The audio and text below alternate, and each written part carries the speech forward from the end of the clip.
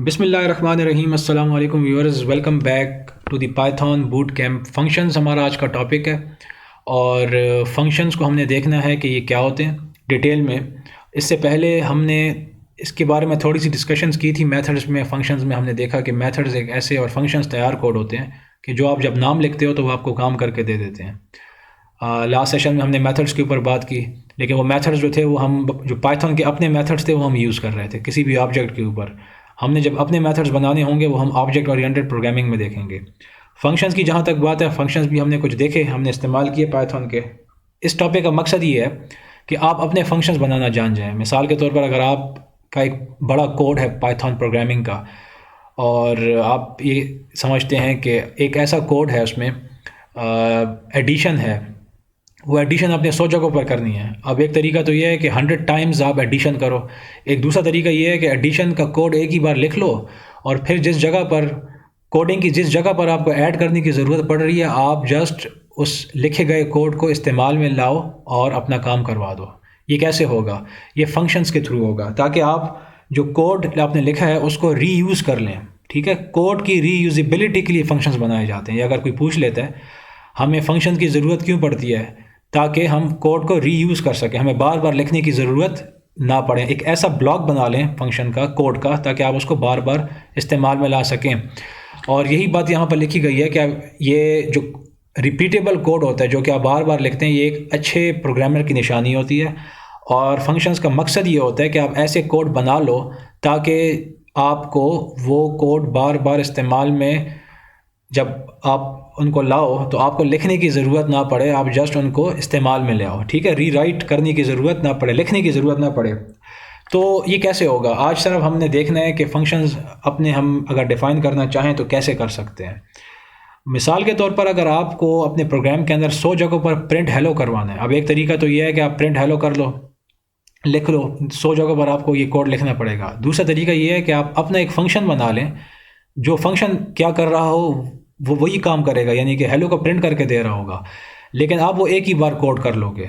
अब जब आपको जब भी हेलो को प्रिंट करवाने की ज़रूरत होगी तो आपको वो कोड लिखना नहीं पड़ेगा, आप जस्ट उस फंक्शन को इस्तेमाल में लाएंगे।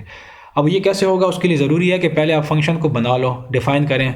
वो कैसे करते हैं? आप डेफ का वर्ड लिखते हो, DEF स्पेस, और उसके बाद एक फ़ंक्शन का नाम लिख लेते हैं। ये कुछ भी हो सकता है ये, ठीक है। डेफ के बाद जो कुछ भी आता है वो फंक्शन का नेम होता है, और उसके बाद यहाँ पर पैरेंथेसिस आ जाती हैं ऐसे करके, और कॉलन।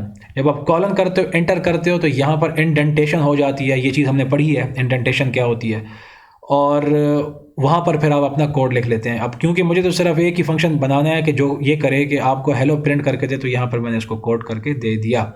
एक और चीज़ यहाँ पर है डॉग स्ट्रिंग। ये देखें, 3 single quote starting, 3 single quote ending, और डॉग स्ट्रिंग एक्सप्लेन्स फंक्शन, यानी कि यहाँ पर जो भी आप लिखोगे ना, ये बेसिकली एक्सप्लेनेशन होगी किस चीज़ की? इस फंक्शन की। यानी कि आप ये कहते हैं कि मैं फ्यूचर में जब भी इस फंक्शन को ओपन करूँ, मुझे अब याद नहीं रहा कि फंक्शन करता क्या था, तो आपने यहाँ पर कुछ एक्सप्लेनेशंस दी हुई थी, तो वो जब आप पढ़ेंगे, जब आप पढ़ते हो फ्यूचर में या कोई और पढ़ता है, तो उसको समझ में आ जाता है कि यार ये फंक्शन कर क्या रहा है। और ये चीज़ हमने लास्ट सेक्शन में मेथड्स में भी देखा था, जब हम शिफ्ट टैब प्रेस करके हम पता करवा रहे थे कि ये मेथड करता क्या है, तो वहाँ पर एक डॉग स्ट्रिंग का वर्ड था। उसका मतलब ये होता है कि मेथड का बता रहा होता है, कि एक्सप्लेन कर रहा होता है मेथड करता क्या है। इसी तरीके से फंक्शंस में भी इस तरह से हम डॉग स्ट्रिंग्स अपने लिख सकते हैं। ये लिखें ना लिखें ऑप्शनल होते हैं, लेकिन लिख लिया जाए तो बहुत अच्छा, ये अच्छी कोडिंग की प्रैक्टिस होती है एक।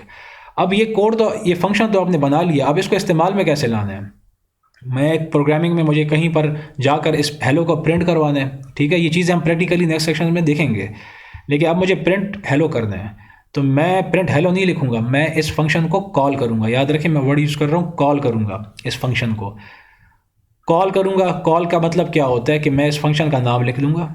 जिस जगह पर भी मुझे प्रिंट हेलो करवाना है, यानी कि इस कोड को इस्तेमाल में लाना है, तो मैं इस फंक्शन का नाम लिखूंगा, और स्टार्टिंग एंड एंडिंग पैरेंथेसिस ऐसे मैं लिख लूँगा। जैसे ही मैं ये लिखूंगा तो इस फंक्शन के लिए ऐसे यहाँ पर कॉल चली जाएगी, ठीक है। जब यहाँ पर कॉल जाएगी तो कंट्रोल इस फंक्शन के पास आ जाएगा, और इस फंक्शन के अंदर जो कुछ भी है कोड वो आपका एग्जीक्यूट हो जाएगा, चल जाएगा।